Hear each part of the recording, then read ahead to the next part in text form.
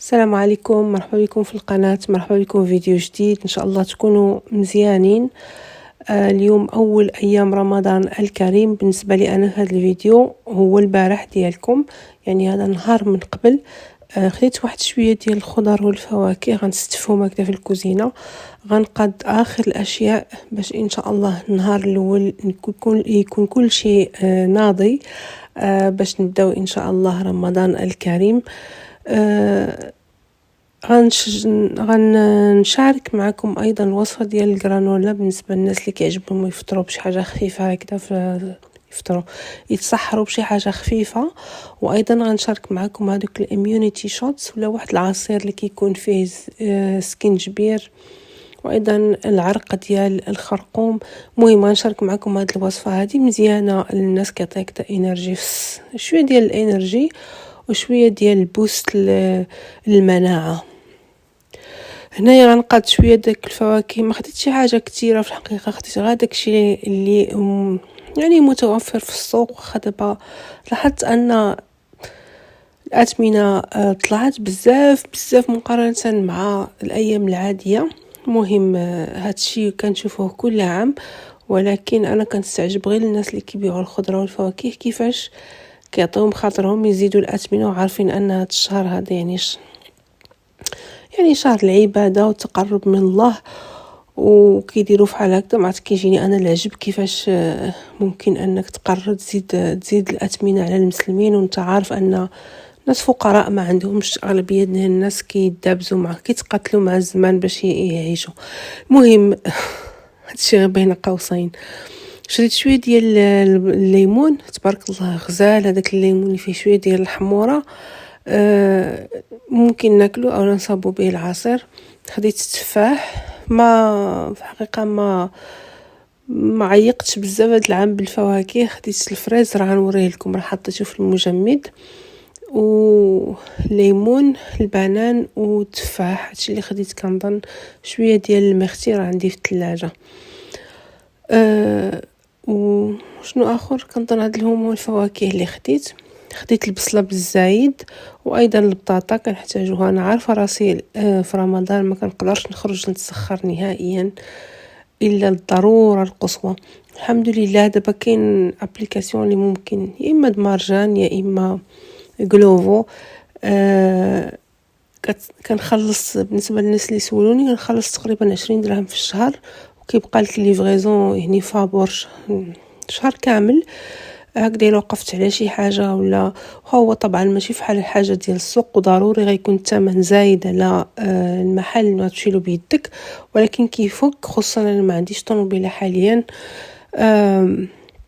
يعني ملي كنحتاج شي حاجه بحال الا شي واحد كيتسخر لك. المهم الحمد لله. بالنسبه لي انا رمضان كيجيني صعيب انني نخرج نمشي نتسخر. الا خرجت نمشي نتسخر ما نقدرش نطيب، فحاولت انني ناخذ هذاك الشيء اللي كيتحتاج بزاف، بحال كما قلت لكم البصله، البطاطا، شويه ديال الفواكه بالزايد. بالنسبه للبيت ديال الكلاس، انا صبنت بالنسبه لهاد الغشاوات ديال المخايد. خديت انا عندي 2 ولا 3 ديال التبديلات. خديت وحدين هذوك اللي بيضين وصبنتهم مزيان صبنتهم بجافيل ورقدتهم به، خرجوا كيشعلوا، ودابا هم ناشفين وواجدين. غادي نبدلهم ان شاء الله. هكذا بغيت الصاله تكون نقيه، ماشي الصاله، البيت ديال الكلاس يكون نقي. مسحت الحقيقه ما خملت يعني هذاك التخمال. انا قبل ما نسافر بالنسبه للكوزينه جبت القراعي ديال العطريه غسلتهم، القراعي ديال المونه حتى هما غسلتهم وستفتهم مزيان. هذوك البلاكارات من داخل مسحتهم، حيتهم عليا قبل ما نسافر. منين جيت لقيت الدنيا مغبره، مسحت الغبره وشطبت وجففت، مسحت الحيوط بالماء ويعني مسحوق ديال التنظيف، وشطبت تحت الزربيه، جففت الارض. الله يجعل البركه. هادشي اللي قديت عليه.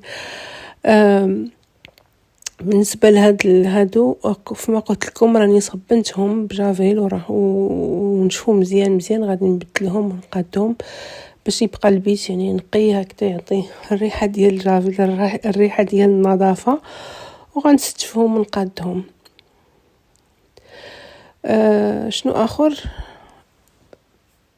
كنظن هادشي اللي كاين هاد الساعه. غنقاد هاد البيت هذا ونتلاقاو ان شاء الله. غندير لكم واحد الطويره خفيفه في الدار. الدار راه غير صغيره، يعني فيها غير البيت ديال الكلاس، الكوزينه، البيت ديال النعاس، وواحد الوسط الدار، وعندي واحد الجريده صغيره والحمام اعزكم الله. غندير لكم غير واحد الطويره خفيفه، ومن بعد غنتلاقاو باش نوجدوا الجرانولا وايضا هذوك الاميونيتي شوتس.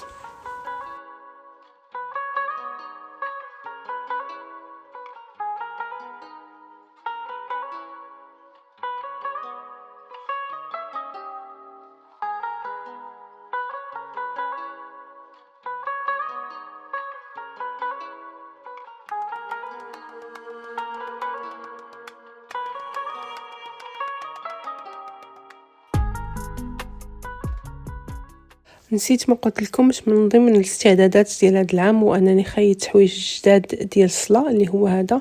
فعوت ما نخيطها، يعني انا عاده كنصاوب الفوقاني وفحال الصايه من التحت. صاوبت هنايا وحده طويله كتوصل تقريبا حتى للارض اللي هي هذه. سهله وخفيفه. الا بغيتو تخيطوا هاد الحوايج ديال الصلاه اختاروا شي ثوب يكون رطب، ومن الاحسن انه يكون مستعمل، يعني باش يكون خفيف. المهم انا خديت هاد الطرف ديال الثوب، كان عندي خيط به كسوه ديال الصلاه، وجبت هاد السجاده هذه كان جابتها لي ماما من الحج العام اللي فات. هاد الصيف هذا اللي فات حتى هي جبتها وصبنتها، وغادي نبدا نستعملها ان شاء الله الى بقيت في الحياه.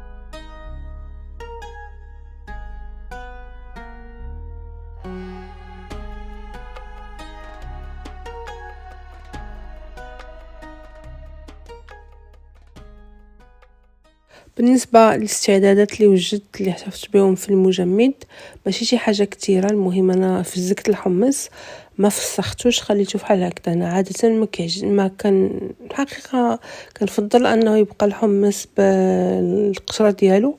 اولا كنعجز نفسخو، ثانيا كنقول هذيك القشره فيها فائده غذائيه. المهم نقدر نفسخو نقدر لا.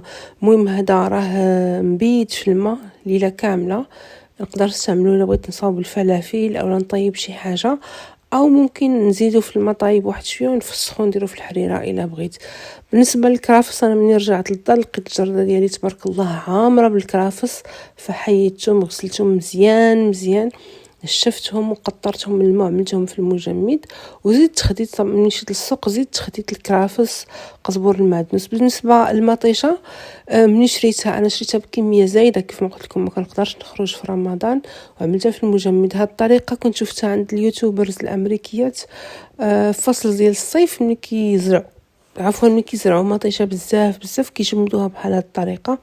كنغسلوها كنشفوها وكنعملوها هكذاك في المجمد. ملي كنحتاجوها كنجبدوها ليله من قبل، كنديروها في شي زلافه كبيره، كتطلق راسها ديك الجلده براسها كتحيد، يعني ما كيحتاجوش اننا عاد نعملوها في المطايب ونجبدوها. يعني كنحيدوا لها القشره، غير خصنا نتفكروا نجبدوها ليله من قبل، ومن بعد كنطحنوها عادي ونستعملوها. ايضا خديت شويه ديال اللحم قسمته بالنسبه للحريره، قزبور المعدنوس، الكرافس، مطيشه، الحمص مفزق، وايضا خديت شويه ديال الفريز. خديت كل هكذا بلاستيكه فيها 2 كيلو طبعا راه غسلت وحيت له هذاك الطرف الخضر من الفوق، طبعا كيكونوا فيه شحال من وحده كتكون خامجه ولا مضروبه. يعني هاد كل بلاستيكه الاصل هو 2 كيلو، نقولوا هنايا واقيلا فيه شي كيلو ونص تقريبا ولا ناقص شويه. المهم انا غسلته استقطرته قطعته طريفات صغار ودرتو هكا في البلاستيك يعني مسرح، دخلته للمجمد ملي جمد غير هكذا ضربته مع سطح العمل هما يتفرقوا باش ملي نحتاجو في العصير يعني ما نجبدش طرف كبير. اولا كياخذ وقت بزاف وصعيب ان نطحنوه. هادو هما التحضيرات اللي وجدت العام هذا لرمضان، كل شيء ساهل ماهل ان شاء الله. دابا راه اذن العصر، اخر عصر غنصليوه ان شاء الله قبل رمضان الكريم. صليت وغنوجد واحد القهيوه غادي نشربها كيف ما قلت لكم، اخر قهيوه غنشربوها في اليوم ديال في اليوم ديال في النهار يعني في الضوء قبل رمضان الكريم. ولنا ملتقى مع هاد القهوه هذه من بعد رمضان الكريم في النهار. من راه ضروري كنشربها في الليل واخا ما عرفتش يوقع عندي مورا المغرب، يعني مورا ما كنفطر كنشرب قهوه، وفي السحور ضروري خصني القهوه، ما نقدرش نبقى بلا بها. بالنسبه للوصفه اللي غادي نشارك معكم اللي قلت لكم في الاول الفيديو هي هذوك الاميونيتي شوتس او هذوك القريعات الصغار كيكون فيهم فحال العصير ولكن كيكون فيه بزاف غني بالفيتامينات اللي غادي يساعدونا ان شاء الله في هذا الشهر الكريم. المهم انا كثرت العصير ديال الليمون اولا الليمون لان بغيتو الطعم ديالو يكون شويه يعني مزيان ما يجيش قاصح. هذوك اللي كنشريهم من المحلات كيكون فيهم سكينجبير بزاف والعصير الحامض بزاف كيكونوا قاصحين. بالنسبه للناس الصغار المعده ديالهم قويه شربوا اللي بغيتو. بالنسبه لي انا كنحاول شويه على المعده ديالي ما كنبغيش الحاجه تكون حامضه بزاف. فشنو خديت العرق ديال السكينجبير تقريبا واحد القطعه فيها 2 ديال السنتيم. العرق ديال الخرقوم حتى هي فيها تقريبا 1 2 سنتيم. درت حامضه واحده تقريبا 4 ولا 5 ديال الحبات الليمون اللي حيدتهم من القشره. درت ايضا 3 ديال الحبات ديال الخيزو او الجزر اللي قشرته وقطعته طريفات. كنظن هادشي اللي عملت. غنزيد واحد شويه ديال الماء وغنطحن كلشي مزيان مزيان مزيان. بالنسبه لهذا العصير هذا ممكن تبدلوا فيه كيف ما بغيتوا، ممكن تضيفوا الباربا.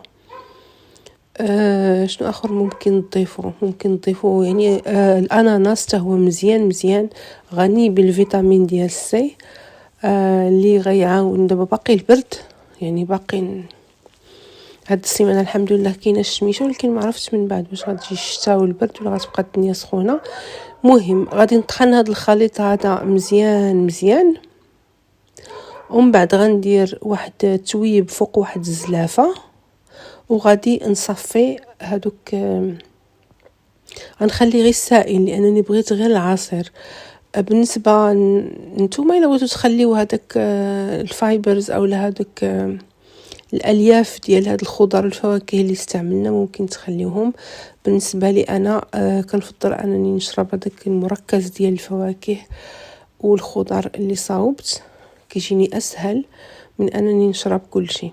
فغادي نديرو في الطريف ديال الثوب اللي عندي خاص بالعصير، غنعصرو فحال هكذا غير بيدي مزيان مزيان.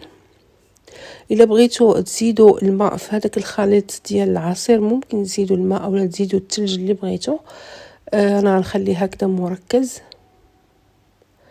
غناخذ قريعات صغار وغنخوي فيه هذا العصير هذا. بالنسبه لهاد القريعات هادو اللي غادي تشوفوا دابا راهم تقريبا فيهم كل وحده فيها 2 ديال الشوتس يعني كبار شويه. الا عندكم قريعات صغار راه يعني تقريبا كنبغيو واحد 4 كاس، ما نكتروش بزاف، غير 4 كاس راه كافي. يعني هاد القريعه هادي راه فيها 2 ديال السيرفينز يعني نقسموهم على 2. العصير ديالي اولا هذاك الاميونيتي شوت راه واجد، واخا كيبان لكم هكذا فحال العصير ديال الليمون راه فيه الطعم ديال السكينجبير وديال الخرقوم قوي. وحنا عارفين ان الفوائد يعني الغذائيه ديالهم كثيره بزاف. وللاسف حنا في رمضان نهضر على راسي، انا في رمضان وحتى مؤخرا وليت كناكل يعني كنخربق بزاف في الماكله ديالي مع السفر مع شويه ديال العجز. وليت كناكل بزاف ديال الحاجات. الحمد لله انا ما كنتسقطش على السكر. شي بعض المرات كنتشهى شي حاجه كنشريها ما كنقدرش ناكلها حيت حلوه بزاف. فالحمد لله هذا من النعم ديال الله انني ما كنتسقطش على السكر بزاف. كنبغي شي حاجه تكون مالحه. المهم نسيت شنو كنت باغا نقول. المهم دابا غادي نمشيو لهاد الوصفه الثانيه اللي هي الغرانولا. غنصاوبوها بطريقه صحيه. بغيت نقول لكم في رمضان ما كناكلوش حاجات يعني منوعه بزاف اللي فيها الفائده الغذائيه بزاف. كناكلوا اغلبيه هضر على راسي مرة أخرى الحريرة الملاوي عندي ضروري في رمضان وخا يكون اللي يكون ضروري وشو سميتو المعجنات. المهم هادشي كبرنا به بقى هادشي كيعجبني انا في رمضان ما كنبغيش نبدلو ولا كنبدلو غير شويه. لذلك ضروري ما نحاولوا نصاوبوا هكذا نوجدوا شي حاجات اللي فيهم منوعه. بحال دابا هنايا غنصاوب هاد الكرانولا. زيت تقريبا كاس صغير ديال النخاله ديال الطحين الزرع الاوتس او الخرطال. زيت الزريعه ديال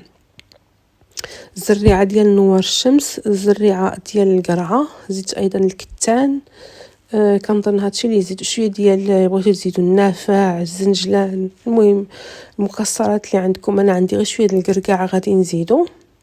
هذه المرحله الاولى غندخل هادشي كله الفران يتحمر على درجه حراره تقريبا 170 ماشي 160 المهم ناقصه شويه باش ما يتحرقش ياخذ وقته يتحمر ويتقرمل. خصوصا هذيك النخاله ايضا هادوك الزرارع اللي استعملنا. فندخلهم للفران مره غادي نحركهم. غياخذوا تقريبا واحد نص ساعه 45 دقيقه حتى يبانوا لي الريحه ديالهم بدات كتشم. صافي غنحيدهم من الفران. هذه هي المرحله الاولى كيف ما قلت لكم. غنوجدوا الخليط اللي غادي نخلطوا به هاد الاوتس هادو. غناخذ البياض ديال 3 ديال البيضات. ممكن تزيدوا اكثر من هكذا الا بغيتو تزيدوا البروتين في هاد الاوتس. بالنسبه للناس اللي كيستاهلوا كياخذوا البروتين باودر ممكن تضيفوهم في هاد الجرانولا ايضا. بالنسبه لي انا حاليا غنستعمل غير البياض ديال البيض 3 ديال الحبات. غادي نضيف ايضا الماده الدهنيه ممكن تذوبوا تقريبا واحد 4 المعالق ديال الزبده. انا غنزيد زيت الزيتون. بحقيقه عجزت ندوب الزبده عاد نزيدها. غنزيد غير زيت الزيتون تقريبا واحد 4 ديال المعالق كبار. ممكن تزيدوا تنقصوا. غندير معلقه كبيره ديال العسل. ما غاديش بالنسبه لهاد الجرانولا هاد المقادير ما نحسوش انها حلوه نهائيا. شحال من مره كنت كنصاوبها ما كنقدرش ناكلها لانها كتجيني حلوه بزاف. فما بقيتش كنضيف تقريبا السكر. كنضيف غير سكر فاني والمعلقه كبيره ديال العسل. غنسم بالقرفه والفاني كيف ما قلت لكم.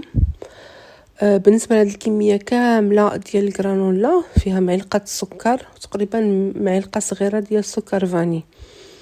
غادي نخلط هادشي مزيان وطبعا غنزيد شويه الملح تقريبا واحد 4 معالق صغيره. غادي نخلط مزيان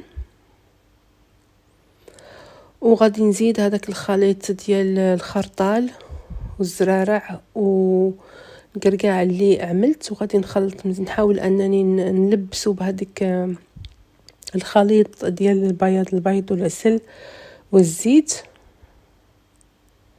غنسرحو في الطاوه ديال الفران وغادي نردو الفران واحد تقريبا 20 دقيقه 25 دقيقه. غيبان لي يعني هذاك البياض ديال البيض كلما كثرنا منه كلما كتجي متكتله هاد الجرانولا. كتجي هكذا فيها الطروفه ملاصقين. كلما قللنا كلما كتجي هكذا فيه تقريبا يعني مفرته. فغادي نضيف هذا الخليط هذا كيف ما قلت لكم للطاوه ديال الفران وغادي نرجعها للفران تقريبا 25 دقيقه. مره نحركها حتى كتحمر وكتقرمل. كنخليها حتى كتبرد مزيان نديرها في قرعه ديال الزاج. بالنسبه لهاد الجرانولا هذه الا ما عندكش مشكل مع الكالوريز كتكلها هكذا كامله مع الحليب فحال سيريال. الا كتحاول تحضي شويه نديرو فحال دابا ياغورت طبيعي اولا ياغورت ديال الفاني، نزيدو شويه من الفوق فواكه شويه من الفوق. هذه غير افكار. كنتمنى هذا الفيديو هذا يكون عجبكم واستفدتوا منه. ان شاء الله نتلاقاو في الفيديو ديال الغدا اللي غادي يكون اول ايام رمضان الكريم 2026. مره اخرى واشركم مباركه، وان شاء الله نتلاقاو غدا. السلام عليكم.